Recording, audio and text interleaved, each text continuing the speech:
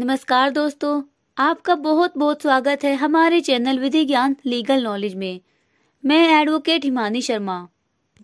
Chapter 6 part से हम लोग डिस्कस कर रहे थे। सेक्शन 82 कंप्लीट हो गया था। आज मैं डिस्कस करूंगी सेक्शन 83 से 86 कुर्की के बारे में जो प्रोविजन दिए गए हैं। अटैचमेंट। देखिए, अटैचमेंट का सीधा सीधा मीनिंग है सीजिंग ए प्रॉपर्टी, संपत्ति को जब्त करना या कब्जे में लेना। Attachment of property in criminal cases a tool of bring absconder before court. Criminal matter में संपत्ति की कुर्की फरार व्यक्ति को कोर्ट के सामने लाने का एक साधन है। तो चलिए शुरू करते हैं। सेक्शन 83 फरार व्यक्ति की संपत्ति की कुर्की। Attachment of property of person absconding. 82 में उद्घोषणा जारी करने के बाद भी बंदा नहीं हाजिर होता तो उसकी संपत्ति को कुर्क कर लिया जाएगा। सीआरपीसी की सेकंड शेड्यूल के फॉर्म नंबर 7 में इसका प्रारूप दिया गया है। फॉर्म नंबर 7 में अभियुक्त के लिए और फॉर्म नंबर 6 में साक्षी के लिए। तो सेक्शन 83 जो है ये फरार व्यक्ति की संपत्ति की कुर्की की बात करता है। सबसेक्शन फर्स्ट कहता है कि कब संपत्ति को कुर्क किया जाएगा। धारा 82 के अधीन किसी कोर्ट ने उद्घोषणा जारी कर दी थी तो उस कोर्ट के पास कुछ ऐसे कारण आए जो लिखित रूप में दर्ज किए जाएंगे।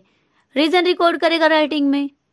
तो उद्घोषणा जारी करने के बाद वो किसी भी समय at any time after the issue of proclamation उद्घोषित व्यक्ति की संपत्ति की कुर्की का आदेश दे सकता है। कौन सी संपत्ति की बात की जा रही है? जंगम या स्थावर संपत्ति, मूवेबल या इमूवेबल प्रॉपर्टी या दोनों प्रकार की। तो क्या कहा गया सबसेक्शन फर्स्ट में कि उद्घोषणा जारी करने के बाद कोर्ट किसी भी समय प्रोक्लेम्ड पर्सन की संपत्ति को कुर्क करने का आदेश दे सकता है। मगर इसका जो प्रोविजो है वो कोर्ट को ये पावर देता है कि वो उद्घोषणा जारी करने के साथ ही साथ कुर्की का आदेश दे सकता है। क्या कहता है प्रोविजो? इफ कोर्ट सेटिस्फाइड, यदि कोर्ट सेटिस्फाइड हो जाता है। कैसे होगा? शपथ पत्र के द्वारा या अदरवाइज कैसे भी, ठीक है, कि वो व्यक्ति अपनी प्रॉपर्टी को या उसके किसी भाग को डिस्पोज ऑफ करने वाला है, निपटारा करने वाला है या उसको बेचने वाला है या कोर्ट के लोकल ज्यूरिसडिक्शन से उसको हटाने वाला है। तो कोर्ट क्या करेगा? प्रोविजो कोर्ट को ये पावर देता है कि वो उद्घोषणा जारी करने के साथ ही साथ simultaneously with the issue of proclamation कुर्की का आदेश दे सकता है। कंफ्यूज बिल्कुल भी नहीं होना है। सबसेक्शन फर्स्ट कहता है कि उद्घोषणा जारी करने के बाद कुर्की का आदेश, और प्रोविजो कहता है उद्घोषणा जारी करने के साथ ही साथ जिस टाइम उद्घोषणा जारी करता है उसी टाइम कुर्की का आदेश दे सकता है। देखिए, क्वेश्चन ये पूछा जाता है कि क्या कोर्ट उद्घोषणा जारी करने के साथ साथ कुर्की का आदेश दे सकता है? तो आप प्रोविजो को ध्यान में रखें। दो रीजन है अगर कोर्ट सेटिस्फाई हो जाए। पहला, अगर वो व्यक्ति अपनी प्रॉपर्टी को या उसके किसी भाग को डिस्पोज ऑफ करने वाला है, और दूसरा कोर्ट के लोकल ज्यूरिसडिक्शन से उसको हटाने वाला है। तो कोर्ट साइमल्टेनियसली उद्घोषणा जारी करने के साथ ही साथ कुर्की का आदेश दे देगा। मतलब 82 का सबसेक्शन फर्स्ट और 83 का सबसेक्शन फर्स्ट एक ही समय में दोनों ऑर्डर साथ साथ दे सकता है। अब कुर्की का आदेश तो हो गया, उस आदेश का प्रभाव क्या होगा? तो उसका प्रभाव ये होता है कि उस व्यक्ति की जिस संपत्ति को कुर्क किया गया है उस संपत्ति को वो किसी भी तरह से ना तो बेच सकता और ना ही उसको यूज कर सकता। प्रॉपर्टी पर उसका जो स्वामित्व था अब वो कोर्ट के हिसाब से चलेगा। तो ये तो रहा आदेश का प्रभाव। अब देखते हैं सबसेक्शन 2। ऑर्डर ऑफ अटैचमेंट जो है वो किसी भी प्रॉपर्टी को अटैच करने के लिए अथोराइज करेगा। अब कोर्ट ने आदेश तो दे दिया कि भाई संपत्ति को कुर्क करना है, लेकिन ये आदेश प्राधिकृत कब होगा? तो जैसे ही कोर्ट ने आदेश दे दिया उसी टाइम से संपत्ति कुर्क समझी जाएगी। ठीक है, अगर प्रॉपर्टी उसी डिस्ट्रिक्ट में है जिसमें कुर्की का आदेश दिया गया है तो वहां पर तो सिंपली अथोराइज हो जाएगा। लेकिन अगर प्रॉपर्टी आउट ऑफ डिस्ट्रिक्ट है, अगर आउट ऑफ डिस्ट्रिक्ट है तो जिस भी डिस्ट्रिक्ट में प्रॉपर्टी है वहां का जो डिस्ट्रिक्ट मजिस्ट्रेट होगा वो उस ऑर्डर को एंडोर्समेंट करेगा, पृष्ठांकित करेगा, तब वो प्रॉपर्टी अटैच की जाएगी। उस जिले के डिस्ट्रिक्ट मजिस्ट्रेट के द्वारा कुर्की के आदेश का पृष्ठांकन होना जरूरी है। अब संपत्ति को कुर्क करने की रीति क्या होगी, उसका तरीका क्या होगा वो देख लेते हैं। तो सब सेक्शन 3 और 4 में रीति बता दी गई। अगर संपत्ति ऐसी है जो कि कर्जा है या अन्य जंगम संपत्ति है, मूवेबल प्रॉपर्टी है, तो उसके अटैचमेंट का तरीका अलग होगा और इमूवेबल प्रॉपर्टी के अटैचमेंट का तरीका अलग होगा। और अगर संपत्ति ऐसी है जो कि जीवधन है या जल्दी नष्ट होने वाली है, तो उसके अटैचमेंट का तरीका अलग होगा। तो देखते हैं सब सेक्शन 3 क्या कहता है। चल संपत्ति की कुर्की का तरीका बताता है, अटैचमेंट ऑफ मूवेबल प्रॉपर्टी। ये कहता है कि अगर वो प्रॉपर्टी कोई कर्जा है या अन्य मूवेबल प्रॉपर्टी है, कर्जा कैसा होगा, लोन की प्रॉपर्टी है या इस पर ब्याज चल रहा है, तो 3 तरीके बता दिए गए अटैच करने के। पहला जब्त करके, दूसरा रिसीवर को नियुक्त करके। देखो मूवेबल प्रॉपर्टी की बात की जा रही है तो आपकी बाइक है, स्कूटर है और धारा 83 के दिन कोर्ट ने उसे कुर्क कर दिया, तो उसकी देखरेख के लिए भी कोई चाहिए, तो कोर्ट एक रिसीवर को अपॉइंट करता है। तीसरा तरीका क्या है, कोर्ट एक लिखित आदेश करेगा कि इस प्रॉपर्टी को उद्घोषित व्यक्ति या उसकी ओर से किसी को भी ना दिया जाए। कोर्ट का लिखित आदेश जो कि प्रॉपर्टी की डिलीवरी को प्रोहिबिट करता है। तो 3 तरीके बता दिए गए कुर्क करने के। तो एग्जाम पॉइंट ऑफ व्यू से क्वेश्चन जो है वो ये बनता है कि ऋण या अचल संपत्ति की कुर्की कैसे की जाएगी। तो सब सेक्शन 3 याद रखना है आपको, तीनों तरीके याद रखने हैं। पहला सीज करके, जब्त करके, दूसरा रिसीवर को अपॉइंट करके और तीसरा कोर्ट के लिखित आदेश के द्वारा जो कि संपत्ति की डिलीवरी को प्रोहिबिट करता है। तो जैसा भी कोर्ट को ठीक लगे, as the court thinks fit, या तो तीनों तरीकों द्वारा कुर्की की जाएगी या इनमें से 2 तरीकों द्वारा। देखिए एक ही बात नहीं की जा रही, या तो सारे तरीके या फिर कोई 2, जैसा भी कोर्ट को ठीक लगे। अब देखते हैं सब सेक्शन 4। ये अचल संपत्ति की कुर्की का तरीका बताता है, अटैचमेंट ऑफ इमूवेबल प्रॉपर्टी। अगर कुर्क की जाने वाली संपत्ति स्थावर संपत्ति है, इमूवेबल प्रॉपर्टी की बात की जा रही है, तो 2 प्रकार की अचल संपत्ति बता दी गई।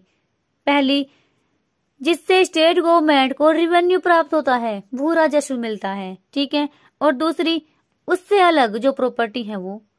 तो अगर वो ऐसी अचल संपत्ति है जिससे स्टेट गवर्नमेंट को भू राजस्व मिलता है, भाई खेती की जमीन है या ऐसी जमीन है जिससे स्टेट गवर्नमेंट को इनकम होती है, तो उस संपत्ति की कुर्की उस जिले के कलेक्टर के द्वारा की जाएगी। ये पॉइंट याद रखना है आपको। अगर संपत्ति ऐसी है जिससे स्टेट गवर्नमेंट को रेवेन्यू मिलता है, तो उसकी कुर्की कौन करेगा, जिले का कलेक्टर। कलेक्टर जैसा कि नाम से ही पता चल रहा है, who collect the revenue for the governor, इसलिए इसको कलेक्टर बोला जाता है। अब अदर केस में क्या होगा, मतलब जो ऐसी प्रॉपर्टी है जिससे स्टेट गवर्नमेंट को कोई रेवेन्यू नहीं मिलता, तो फिर 3 तरीके बता दिए गए कुर्की के। पहला कब्जा लेकर की जाएगी, बाय टेकिंग पोजेशन। देखिए सीज नहीं कर रहा है, यहाँ पोजेशन ले रहा है, कब्जा ले रहा है, इमूवेबल प्रॉपर्टी है तो उसका पोजेशन लेकर कुर्की की जाएगी। सब सेक्शन 3 में क्या था, वहां पर जब्त किया जा रहा था, सीज किया जा रहा था, और यहाँ पर सब सेक्शन 4 में क्या है, कब्जा लिया जा रहा है, ठीक है। तो पहला तरीका बता दिया, कब्जा लेकर कुर्की करेंगे, दूसरा तरीका रिसीवर को अपॉइंट करके, और तीसरा तरीका कोर्ट के लिखित आदेश द्वारा जो कि उद्घोषित व्यक्ति को या उसकी ओर से किसी को भी संपत्ति का किराया देने या संपत्ति का प्रदान करने से प्रतिषेध करता है। वो इमूवेबल प्रॉपर्टी अगर मकान है, दुकान है और उससे कुछ रेंट आता है, तो उस रेंट को प्रोक्लेम पर्सन या उसके बिहाफ पर किसी को भी देने से रोक दिया जाएगा। मान लीजिए एक एक घर में भी रेंट पर रहता है, ठीक है, एक के खिलाफ प्रोक्लेमेशन जारी है, तो कोर्ट ये आदेश देगा कि रेंट ए को ना देकर कोर्ट में जमा किया जाए। तो जैसा भी कोर्ट को ठीक लगे, इन तरीकों में से सबके द्वारा या किन्हीं 2 तरीकों से संपत्ति को कुर्क किया जाएगा। अब देखते हैं सबसेक्शन 5। अगर वो प्रॉपर्टी लाइव स्टॉक्स है या पेरिसेबल नेचर है, तो उसकी कुर्की का तरीका क्या होगा। लाइव स्टॉक्स मतलब जीवधन है, गाय है, भैंस है, बकरी है, ठीक, और पेरिशेबल नेचर जल्द नष्ट होने वाली है, जैसे फसल है, फल सब्जी वगैरह हो गई, तो ये चीजें जो हैं ये जल्दी खराब होने वाली हैं। आज कुर्की की गई, कल नष्ट हो जाएंगी या कुछ दिन बाद नष्ट हो जाएंगी। तो कोर्ट को अगर सही लगता है तो वो तुरंत उसको बेचने का आदेश दे देगा, और जो भी प्रोसीड्स वगैरह उससे मिलेगा, जो भी अमाउंट वगैरह मिलेगा, उसे इस तरीके से यूज किया जाएगा जैसा कि कोर्ट ऑर्डर करे। अब देखते हैं सबसेक्शन 6।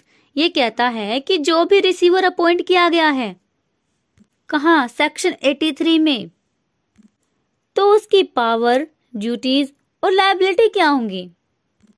तो उसकी पावर, ड्यूटीज और लायबिलिटी वे ही होंगी जो कि सिविल प्रोसीजर कोड 1908 के अधीन नियुक्त रिसीवर की होती हैं। तो कहाँ दिया गया है? सीपीसी में ऑर्डर 40 में रिसीवर का अपॉइंटमेंट बताया गया है। अब प्रश्न ये उठता है कि धारा 83 के तहत प्रॉपर्टी को अटैच करने का जो ऑर्डर दिया जाता है, अगर वो अनियमित है तो क्या होगा? तो सीआरपीसी के सेक्शन 461 के अंतर्गत प्रोसीडिंग वॉइड हो जाएगी। क्या कहता है सेक्शन 461? वे अनियमितताएं जो कार्यवाही को दूषित करती हैं वो शून्य होंगी। ठीक है, अब देखते हैं सेक्शन 84, कुर्की के बारे में दावे और आपत्तियां, claim and objection to attachment. कुर्की के बारे में दावे और आपत्तियां कब की जाएंगी? तो सबसेक्शन 1 कहता है कि जिस दिन संपत्ति कुर्क की गई, जिस दिन संपत्ति कुर्क की गई उस दिन से 6 महीने के भीतर आप उस संपत्ति पर क्लेम और ऑब्जेक्शन कर सकते हो। अब दावा और आपत्ति करेगा कौन?